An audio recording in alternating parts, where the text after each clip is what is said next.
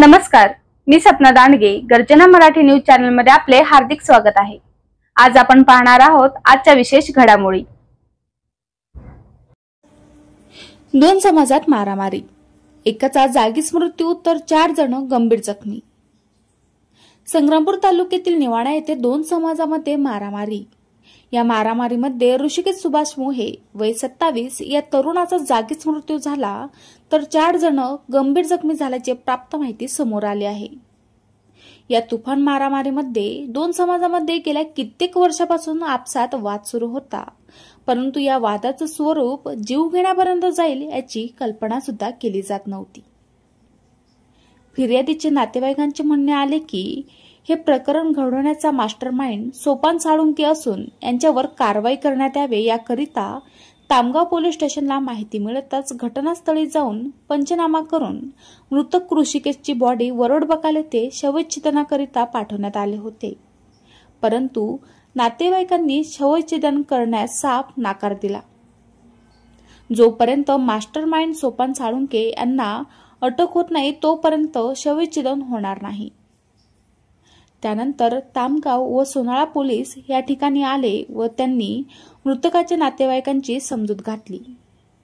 त्यानंतर शवविच्छेदन करण्यास नातेवाईक तयार झाले. यावर तामगाव पोलिसांनी 11 आरोपींना अटक करून पोलीस स्टेशन तामगाव येथे अप क्रमांक 292/2025 कलम 189/2 189/4 191/2 191/3 190 103/1 118/1 333 351/3 BNS अन्वये 2023 दाखल करून कोर्टापुढे हजर करण्यात आले. पुढील तपास तामगाव पोलीस स्टेशनचे ठाणेदार राजेंद्र पवार करीत आहेत. सुभाष मोहे राहणार निवाडा मराठी न्यूज करिता उद्या कालचीच घटना अशी झाली की सोपान साळुंकेच्या सांगण्यानुसार मारामारी करा असे त्यांनी सांगितले. त्यांच्या ते आपसादात त्याच्या भावबंदीचे त्याच्या कारणामुळे हे झाली भांडाभांडी. त्याच्यात त्याने मारहाण केली, एकदम लाट्या काळ्या ते शस्त्र ते जे काही असतील नसतील ते त्याच्या त्या मारहाण म्हणजे माझ्या स्वतःच्या भावाचा ऋषिकेश सुभाष मोहे यांचा जीव गेला. घटनास्थळी होते का? हो, घटनास्थळी. शस्त्र तुम्ही पाहिले घटनेत? रॉड होती त्यांच्याजवळ आणि गुप्त्या अशा धारेदार अशा गुप्त्या होत्या त्याच्याजवळ, कोराळे होत्या. त्यांचे वार केले गुप्तीचे किंवा तुम्ही प्रत्यक्ष पाहिले? हा, प्रत्यक्ष पाहिले. हा जुना काही वाद होता का? हा, जुना वाद होता हा साहेब. ते विनय भंगेची केस आहे सोपान साळुंकेवर. विनय भंगेची केस आहे, त्या कारणानुसार ते तुम्ही केस मागे घ्या, अन्यथा तुम्हाला मोहे कंपनीला आम्ही मारझाड करू. हे जी विनय भंगाची केस आहे हे कुठल्या किती वर्ष झाले? हे 2022 मधली आहे साहेब, 21-22 मधली आहे. कोर्टात चालू आहे? हा, कोर्टात चालू आहे. ज्या लोकांनी मारहाण केली ते आरोपी नेमकं कोणते? सूरज सोळंके, अमोल सोळंके, वैभव सोळंके, ईश्वर सोळंके, आकाश सोळंके, हे आपला मानसिंग राजू, महेश सोळंके. एकूण आरोपी किती आहेत तुमच्या? 12.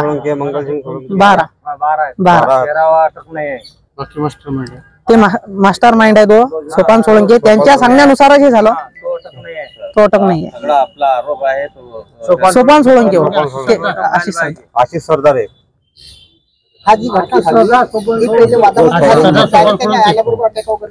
आल्याबरोबर अटॅक केला त्याने. काही सूचना नाही, आमच्या घरात येऊन मारझोड केली. म्हणजे असं येऊन काही विचारपूस? काहीच नाही, डायरेक्ट मारझोड केली. तुम्ही झाल्यानंतर किती वेळाने पुन्हा पोलीस स्टेशनला गेले? आम्ही आल्यावर साहेब, आता त्यानं मारझोड केल्या पहिले आम्ही दवाखान्यात आलो. पाऊस चालू होता, दवाखान्यात आलो. त्याच्या बाद आम्ही गुन्हा दाखल केला. तरी 10-9 होते. तुमच्या भावाला दवाखान्यात आणल्यानंतर मृत्यू घोषित केला. आणि 4 भाऊ माझे अकोला रेफर आहेत, त्यांना पण मारायलाय. 4 भाऊ अकोला रेफर? हा, अकोला रेफर. त्यांना पण शस्त्रानं? हा, शस्त्रानं. साहेब, हे प्रकरण घडून आणलं. याच्यावर सोपान साळुंके आहे, याच्यावर ते केस आहे विनय भंगाची. त्यामुळे तो हे मुळत नाही, आपसात करत नाही. म्हणून हे प्रकरण त्यानं घडून आणलं. आणि घडून आणताना त्यानं फोन केले यायले की हे काम करावंच लागते, हे की आपसात करत नाही. तर त्यानं मारसोड करून यायले हे करून टाकलं, बुट्टेनं मारलं त्या पोरेनं. मर्डर एकदम. किती लोकांना क्षेत्र ते 13-14 जण आहेत साहेब. नाही आम्हाला 6 जण जोड होते. किती लोकांना मार आहे? 7 लोकांना. 7 लोकांना. हो. आमचा एवढाच हे आहे फक्त मागणी की ऋषिकेशला न्याय मिळावा. हा बस. मन तो जो मेन आरोपी आहे तो अटक करा. विसर्जन करण्यासाठी थांबवलं होतं. हा. मग काय आश्वासन दिलं पोलिसांनी? त्याला आम्ही अटक करतो म्हणतात. आमचं म्हणत त्यांना अटक करा. ते करतो म्हणत. आम्ही अटक करू, पण तुम्ही याचा PM करा. नंतर आम्ही त्याचा शोध घेऊ. साहेबांनी आम्हाला शब्द दिले. मृतक ऋषिकेश सुभाष मुळे यांचा मी भास्कर महाजन चुलत भाऊ आहे. काय काय घडलं? हा, तर या सोपान सोळंकेवर एका आमच्या बाईची केस असल्यामुळे, विनयभंगाची केस असल्यामुळे 20 तारखेला त्याचे पुरावे झाले. आमच्या लोकांना ते केस मागे नाही घेतली. त्याकरता त्यानं धमकी दिली की मी घरात येऊन मारणार. अशा चुलत भावाला आमच्या मारलं, घरात येऊन मारलं. त्याच्यानंतर त्यांना आम्हाला इकडे कॉल केल्यानंतर आम्ही हे आमची चुलत भाऊ पाहण्याकरता गेले. त्याने गुप्तीने मारहाण सुरुवात केली. समोरचे कोण व्यक्ती जे आहेत हे कुठल्या समाजाचे आहेत? पारधी समाजचे एकत्रच आहेत. तुम्ही? आम्ही मोहे धनगर पारधी. हा. गर्जना मराठी न्यूज करिता उद्यमान दांडगे, संग्रामपूर.